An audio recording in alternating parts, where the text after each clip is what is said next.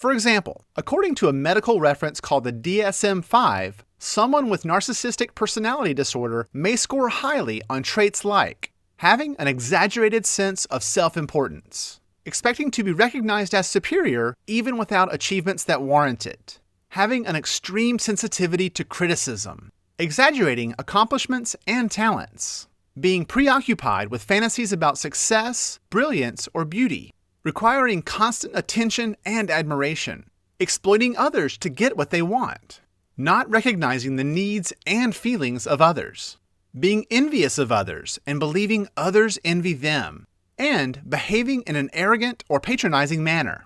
If these traits sound familiar, it may be because people with narcissistic personality disorder can appear to be successful in business and politics. Initially, they may seem driven, confident, and charming, but over time, they often cause problems because they have an overwhelming need to feel and appear superior. To serve this need, they antagonize and belittle others, refuse to admit mistakes, and become angry when challenged. This matters because most selfish jerks can still lead normal lives. But people with this disorder are different and can be destructive to relationships and lead organizations astray.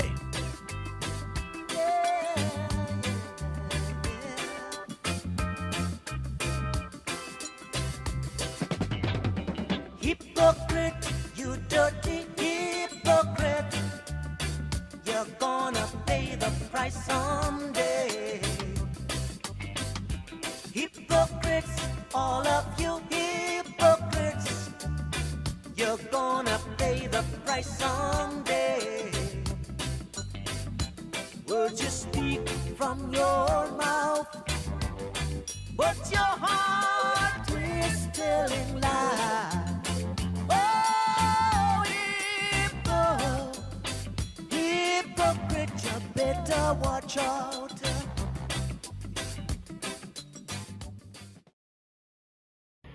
Let me explain how this works for my lefty friends, though it's a universal constant. Right now, your champion, Justin Trudeau, of all your big principles on the left about we're all going to have less white people, less men, less straight people doing everything, identity politics, has been called out with evidence, and he's even admitted it and apologized, along with a lot of lies along the way, for doing brown face, which is to say the equivalent of blackface. It's the same thing. And all over social media, my lefty friends are defending it. Well, you got to ask yourself, is it worth it? Let's say you lose this election. First of all, he could step down right now. He could absolutely step down right now and put another leader into his position. He won't do that, and you won't demand he does that, despite the fact he is a straight, white, heterosexual male, which is fine for me, because I don't have a problem. I don't care what a person's skin color, their sex is, their orientation is. That's you guys who supposedly care about that. But you'll defend him, you are defending him, without even thinking about the fact that this is going to cost you credibility, because this is what is called hypocrisy. You know, we throw this word around a lot. Hypocrite. You know, as soon as someone stumbles or makes a mistake, you're a hypocrite, we'll say. Well, look, we have to understand what the word actually means. To be a hypocrite doesn't mean that you make mistakes and you don't always live up to what you believe. That's not hypocrisy, that's called humanity. And every one of us is going to fall short. And every one of us have had moments of hypocrisy, myself included. Every one of us have said things we wish we had not said. We've done things we wish we had not done. We've had to apologize. I've taken responsibility for it, for having made a real mistake in the past. I stand here before Canadians, as I will throughout this campaign, and talk about the work we have to do to make a better country together. And I'm going to continue to stay focused on that and continue to work to fight intolerance and discrimination, even though, obviously, I made a mistake in the past. Obviously, I made a mistake in the past. When the man said, boy, you give me a situation, he'd have to put me through a simple self-examination. No, stupid. You mean a civil service examination. Well, the man carried me in a little room and set me down and started asking me a gang of questions.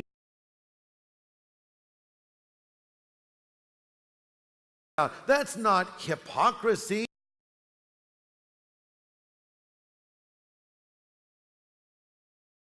What do you feel about other candidates who may have made mistakes on social media or other things in the past? Maybe you should have given them a little more latitude. This was something in the past. I think this is something that, like everything, that you have to evaluate on a case-by-case basis. Claude-Éric Gagné was Justin Trudeau's Deputy Director of Operations, also a key player in the Liberals' 2015 victory. He was the Liberal Party's chief organizer in Quebec during the campaign. Gagné, who has denied the allegations, had been on leave since November 1st after an investigation by a third party into the allegations was launched.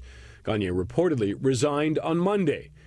Now, tonight, the Prime Minister isn't commenting. His press secretary, Eleanor Catanero, releasing this statement, though, quote, "I can confirm that the investigation has concluded and that he no longer works in the Prime Minister's office. We cannot provide further comment due to HR privacy considerations." This is something that I take seriously and I take responsibility for. I'm pissed off at myself, obviously, disappointed in myself, and I'm apologizing to Canadians. What does taking responsibility mean? What is the consequence? For a lot of your candidates, this would be at least calls for resignation. This would be calls for important conversations with all those candidates and real taking stock in the path forward. And I'm having conversations with my colleagues, with fellow candidates, and I'm going to be continuing to having conversations with Canadians about this and about many other things that we're hoping to work together on positively. Jody Wilson-Raybould and Jane Philpott are no longer members of the Liberal caucus. The trust that previously existed between these two individuals and our team has been broken.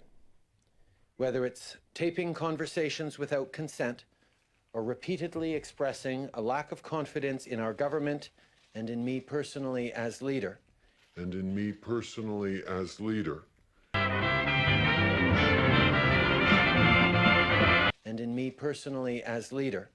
It's become clear that Ms. Wilson-Raybould and Dr. Philpott can no longer remain part of our Liberal team.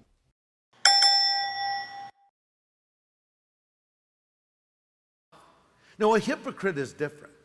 Let's understand what the word means. When it was used in its original context, it meant an actor. It was the word used to describe an actor. In fact, in Greek culture, it had no negative connotation whatsoever. You would just say, well, he's a hypocrite.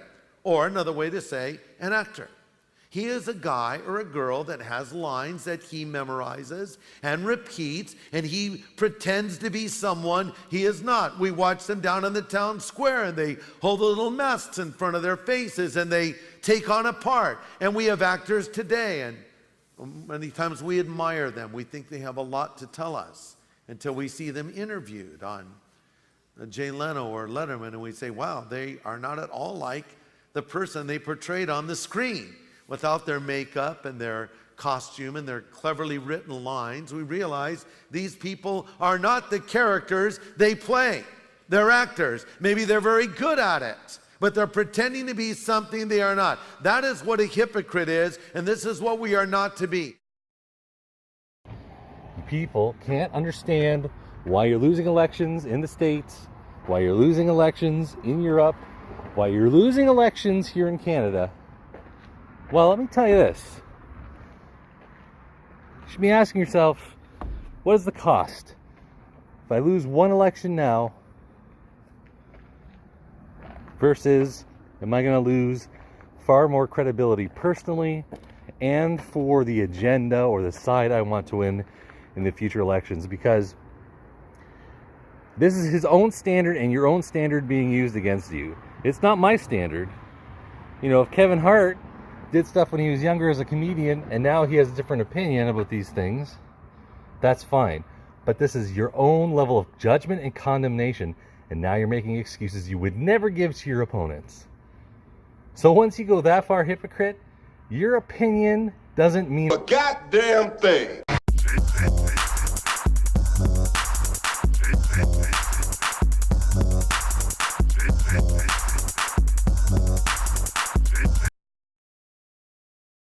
Now, all I want to do is snap you as you enter the lion's cage. You just want to snap me as I enter? Yes. Well, you better snap me as I enter, because you will never be able to focus me when I start out, because I'm Alabama bound. I'll see you tonight. I've taken responsibility for it, for having made a real mistake in the past. I stand here, before Canadians, as I will throughout this campaign, and talk about the work we have to do to make a better country together. And I'm going to continue to stay focused on that and continue to work to fight intolerance and discrimination, even though, obviously, I made a mistake in the past.